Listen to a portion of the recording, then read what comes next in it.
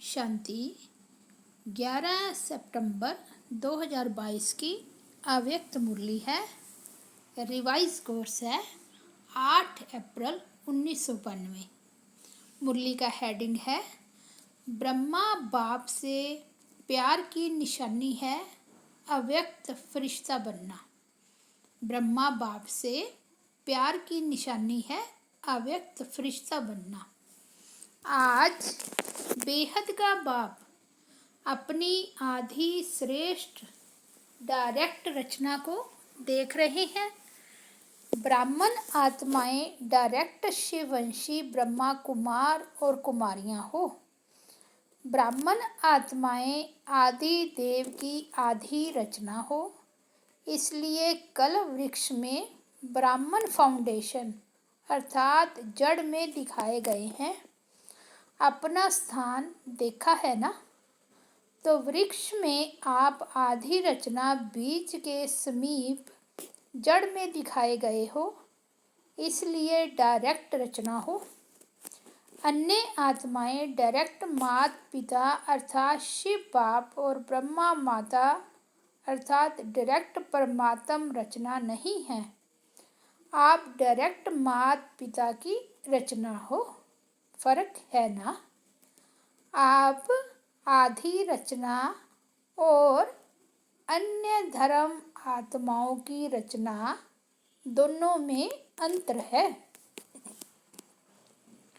आप परमात्म रचना अपने रचता माता पिता दोनों को अच्छी तरह से जानते हो। अन्य धर्म की आत्माएं आप तना से निकली है। आप जड़ भी हो और तना भी हो। ब्राह्मण रूप में वृक्ष की जड़ में हो और देवता रूप में वृक्ष के तना हो। और सभी धर्म आप तना से निकलते हैं। तो आप डायरेक्ट रचना का कितना महत्व है। डायरेक्ट बीज के साथ संबंध है, उनों का इनडायरेक्ट संबंध है, आपका डायरेक्ट है। आप सभी रूहानी नशे से कहेंगे कि हम परमात्म संतान हैं। जो भी धर्म वाली आत्माएं आती है वे सभी अपने को क्रिश्चियन बौद्धि इस्लामी कहलाएगी। डायरेक्ट शिववंशी व आदि देव ब्रह्मा की रचना नहीं कहलाएगी। क्राइस्ट वंशी क्रिश्चियन कहेंगे। धर्म पिता क्राइस्ट के क्रिश्चियन हैं, यही जानते हैं। वे सभी धर्म पिता के वंश हैं और आप कहेंगे परमात्मा के। तो धर्म पिता और परम पिता कितना अंतर है। डबल विदेशी क्या समझते हैं, परम पिता के हो या धर्म पिता के हो।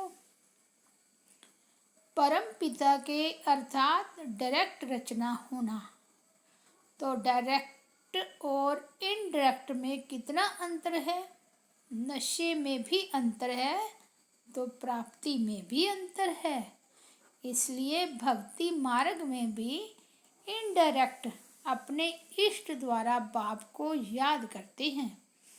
अगर कोई शिव भगत भी है तो वो भी शिव शंकर एक मान करके याद करते हैं। तो इनडायरेक्ट हो गया ना। जानते भी हैं कि राम का भी रामेश्वर है, लेकिन फिर भी याद राम को ही करेंगे। तो भक्ति इनडायरेक्ट हो गई ना, क्योंकि भगत आत्माओं की रचना भी पीछे की आत्माएं हैं। आप डायरेक्ट परमात्मवंशी आत्माएं हो। द्वापर में भक्ति भी करते हो तो बिना पहचान के भी पहले शिव बाप की भक्ति करते हो। ब्रह्मा विष्णु शंकर या सूक्ष्म देवताओं की पूजा पीछे शुरू होती है, आदि में नहीं। तो अन्य आत्माएं रचना भी इनडायरेक्ट आत्माओं द्वारा है। और भक्ति में भी इनडायरेक्ट भक्ति है। आप डायरेक्ट भक्त हो, इनडायरेक्ट नहीं, अर्थात शिव की पूजा ही आरंभ करते हो। तो प्राप्ति में भी देखो, आप डायरेक्ट आत्माएं अर्थात डायरेक्ट रचना को अनेक जन्मों के लिए वर्षा जीवन मुक्ति का मिलता है। अन्य आत्माओं को जीवन मुक्ति का वर्षा इतने समय का नहीं मिलता है। आपकी जीवन मुक्ति आधा कल्प चलती है और अन्य आत्माओं को जीवन मुक्ति और जीवन बंध दोनों ही आधा कल्प के अंदर मिलता है, वह भी द्वापर से आदि वाली आत्माओं को। पीछे वाली आत्माओं को तो छोड़ो, पीछे वाली आत्माओं को तो थोड़े जन्मों में ही दोनों ही प्राप्ति होती है। और विशेषता यही है कि आपकी जीवन मुक्ति और गोल्डन सिल्वर एज चक्कर के भी गोल्डन सिल्वर समय पर प्राप्त होती है। आपकी गोल्डन एज है तो युग भी गोल्डन एज का है, प्रकृति भी गोल्डन एज है। चक्र को अच्छी तरह से जानते हो ना। और अन्य आत्माओं की जब गोल्डन एज है तो युग कॉपर एज या आयरन एज है। कॉपर एज में उन्हों की गोल्डन एज है और आपकी गोल्डन एज में गोल्डन एज है। कितना अंतर हुआ। आप सतो प्रधान हैं तो प्रकृति भी सतो प्रधान है। वह रजो प्रधान प्रकृति में सतो प्रधान स्टेज का अनुभव करते हैं। तो डायरेक्ट और इनडायरेक्ट रचना का कितना अंतर है। इतना नशा है कि हम डायरेक्ट परमात्म रचना है, सदा नशा रहता है या कभी कभी नशा चढ़ता है। परसेंटेज में फ़र्क पड़ जाता है, कभी 100% रहता है तो कभी 50%। लेकिन रहना क्या चाहिए, सदा एक रस रहना चाहिए ना। तो चाहिए चाहिए कब तक कहेंगे। सदा नशा रहता है या फलक से नहीं कहते हो, रहना चाहिए कहते हो। तो संपूर्ण बनना अर्थात जिसमें यह चाहिए शब्द समाप्त हो जाए। सभी के मुख से यह निकले कि सदा है, उसके लिए कितने वर्ष चाहिए। बाप भी चाहिए पूछता है, बाप भी चाहिए पूछता है कितने वर्ष चाहिए, 10 चाहिए कि उससे भी ज़्यादा व कम चाहिए। क्योंकि तपस्या वर्ष आरंभ किया, अब तो समाप्ति का समय आ गया।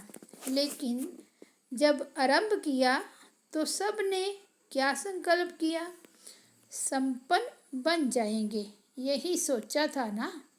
वर्ष तो समाप्त हुआ लेकिन आप संपन्न हो गए या होना है, और वर्ष चाहिए। औरों को चैलेंज करते हो कि सेकंड में मुक्ति जीवन मुक्ति का वर्षा लो, या कहते हो 25 वर्ष में वर्षा लो। तो 12 मास में कितने सेकंड, कितने दिन हुए। तो सबको संपन्न बन जाना चाहिए ना, या अभी और समय चाहिए। क्या रिजल्ट है, कितने वर्ष चाहिए ये बता दो, नहीं तो दूसरा वर्ष समाप्त होगा फिर यही गीत गाएंगे कि अभी समय चाहिए। यह चाहिए चाहिए का गीत कितने समय का है। गीत का भी 3 व 5 मिनट टाइम होता है ना। तपस्या वर्ष में दृढ़ संकल्प किया या संकल्प किया, दृढ़ता की निशानी है सफलता। फिर तो इस वर्ष और फोर्स की तपस्या चाहिए ना, या सेवा करनी है, दोनों नहीं कर सकते हो। आपका कर्म योगी टाइटल नहीं है, योगी है। वैसे देखा जाए तो सेवा उसको ही कहा जाता है जिसमें सब और सर्व की सेवा समाई हुई हो। दूसरे की सेवा करें और अपनी सेवा में अलबेले हो जाएं तो उसको वास्तव में यथार्थ सेवा नहीं कहेंगे। सेवा की परिभाषा ही है सेवा के मेवे मिलते हैं। सेवा अर्थात मेवा, फ्रूट, फल, प्रत्यक्ष फल। सेवा करो, मेवा खाओ। अगर सब के तरफ अलबेले बन जाते हो तो वह सेवा मेहनत है, खर्चा है, थकावट है, लेकिन प्रत्यक्ष फल सफलता नहीं है। पहले सबको सफलता, साथ में औरों को भी सफलता की अनुभूति हो, साथ साथ हो। सबको हो और औरों को नहीं हो तो भी यथार्थ सेवा नहीं है, और औरों को हो, सबको नहीं हो तो भी यथार्थ सेवा नहीं है। तो सेवा में सेवा और योग दोनों ही साथ साथ क्यों नहीं रहता? उसका कारण क्या है? एक को देखते हो तो दूसरा ढीला होता है, दूसरे को देखते हो तो पहला ढीला होता है।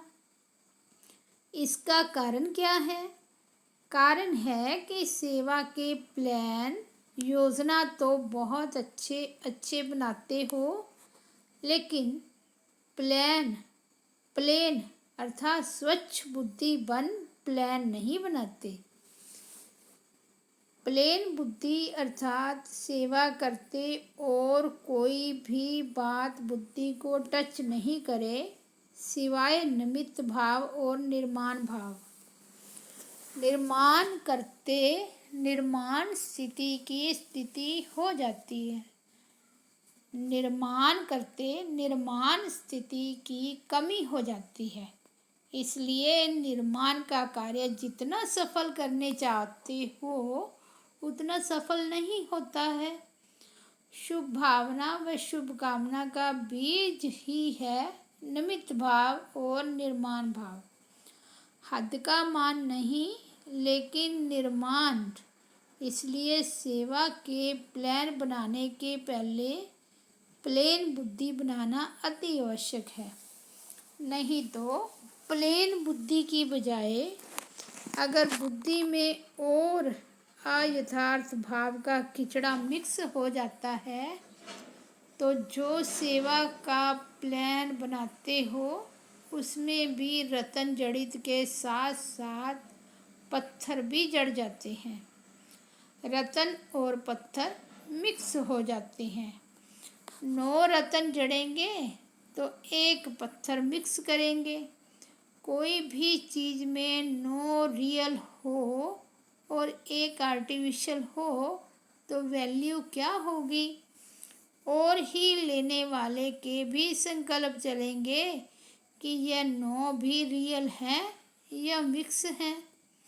इसलिए सेवा के प्लान के साथ साथ प्लेन बुद्धि का अटेंशन पहले रखो। अगर प्लेन बुद्धि है और सेवा का प्लान इतना बड़ा नहीं भी है, फिर भी प्लेन बुद्धि वालों को नुकसान नहीं है, बोझ नहीं है। सेवा का फायदा कम है लेकिन नुकसान तो नहीं कहेंगे ना। मिक्सचर बुद्धि में तो नुकसान है, इसलिए यह वर्ष भी तपस्या का करेंगे। सेवा में तो कहते हो कि नीचे आ जाते हैं, तो क्या करेंगे? सिर्फ तपस्या करेंगे। जब स्वयं संपन्न बनो तब विश्व परिवर्तन का कार्य भी संपन्न होगा। आप सबके संपन्नता की कमी के कारण विश्व परिवर्तन का कार्य संपन्न होने में रुका हुआ है।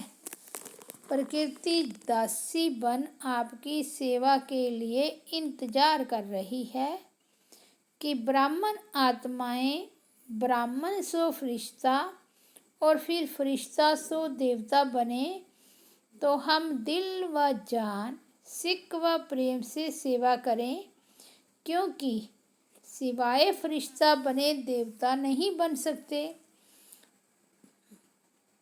ब्राह्मण से फरिश्ता बनना ही बड़े, और फरिश्ता का अर्थ ही है जिसका पुरानी दुनिया, पुराने संस्कार, पुरानी देह के प्रति कोई आकर्षण का रिश्ता नहीं। तीनों में पास चाहिए, तीनों से मुक्त। वैसे भी ड्रामा में पहले मुक्ति का वर्षा है, फिर जीवन मुक्ति का। वाया मुक्ति धाम के आप जीवन मुक्ति में नहीं जा सकते, तो फरिश्ता अर्थात मुक्त और मुक्त फरिश्ता सो जीवन मुक्त देवता बनेगा। तो कितने % फरिश्ते बने हो कि ब्राह्मण बनने में ही खुश हो? फरिश्ता बनना अर्थात अव्यक्त फरिश्ता स्वरूप ब्रह्मा बाप से प्यार हो। जिसका फरिश्ता स्थिति से प्यार नहीं, तो ब्रह्मा बाप नहीं मानता है कि मेरे से प्यार है। प्यार का अर्थ ही है समान बनना। ब्रह्मा बाप फरिश्ता है ना, फरिश्ता बन आप सबको फरिश्ता बनाने के लिए फरिश्तों की दुनिया में रुके हुए हैं। सिर्फ मुख से नहीं कहो कि बाप से बहुत प्यार है, क्या वर्णन करें। लेकिन ब्रह्मा बाप सिर्फ कहने से खुश नहीं होते, बनने से होते हैं। कहने वाले तो भगत भी बहुत हैं, कितने प्यार के गीत गाते हैं, इतने प्यार के गीत गाते हैं जो अनेकों को हंसा भी देवें और तो रुला भी देवें। वे सब हैं कहने वाले और आप हो बनने वाले। अगर सिर्फ कहते रहते हैं तो समझो अभी भक्ति का अंश रहा हुआ है।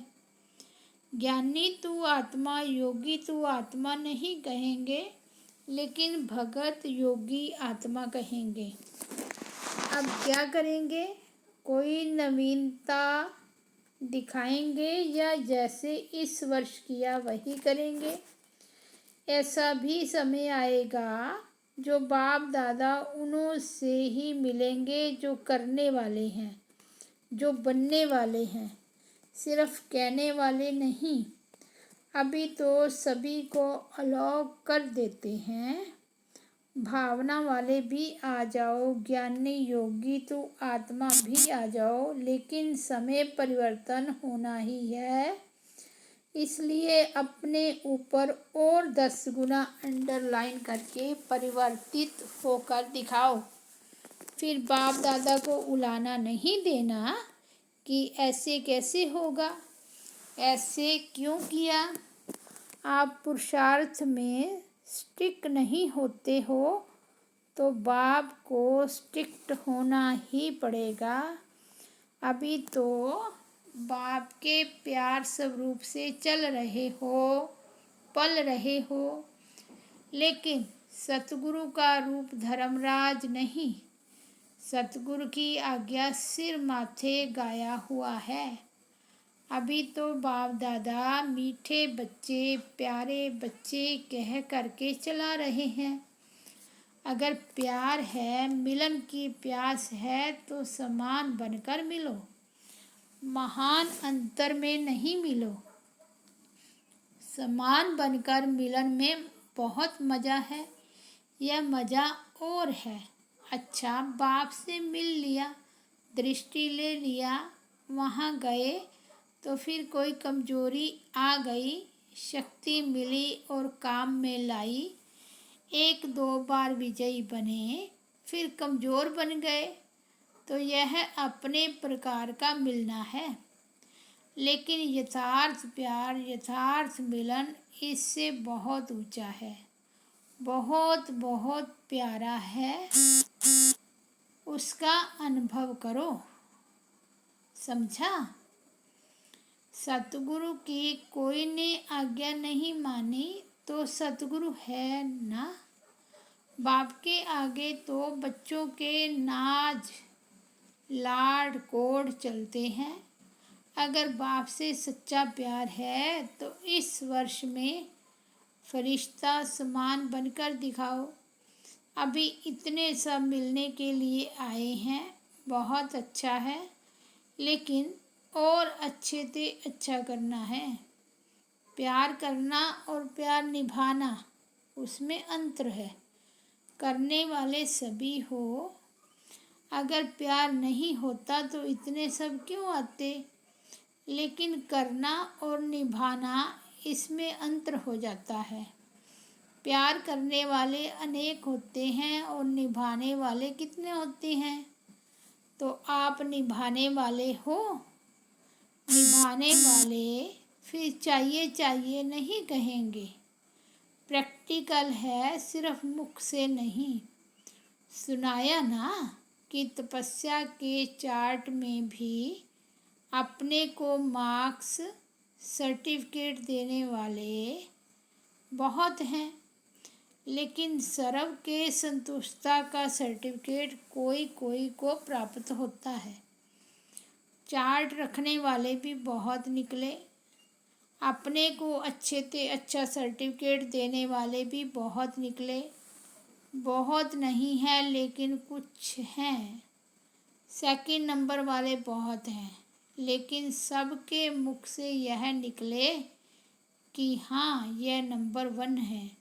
सबके दिल से यह दुआओं का सर्टिफिकेट मिले, इसको कहेंगे नंबर 1।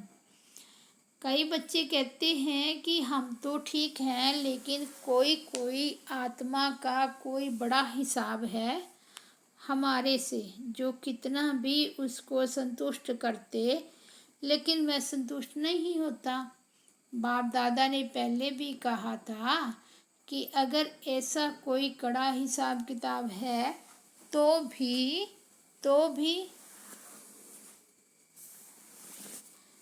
है भी तो भी कम से कम 95% सर्टिफिकेट मिलने चाहिए।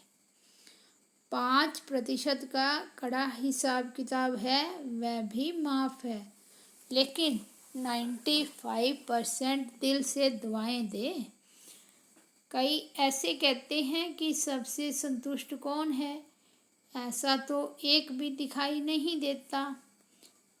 बड़ों के लिए भी सोचते हैं कि इनसे ही नाराज हैं तो हमसे हुए तो क्या बड़ी बात है, लेकिन उन्हों से 95% दिल से राजी हैं।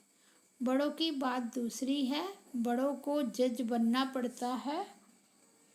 जब 2 में से एक की बात हाँ करेंगे, वे कहेंगे बहुत अच्छे, और जिसको ना करेंगे वह कहेंगे यह भी अच्छे नहीं है।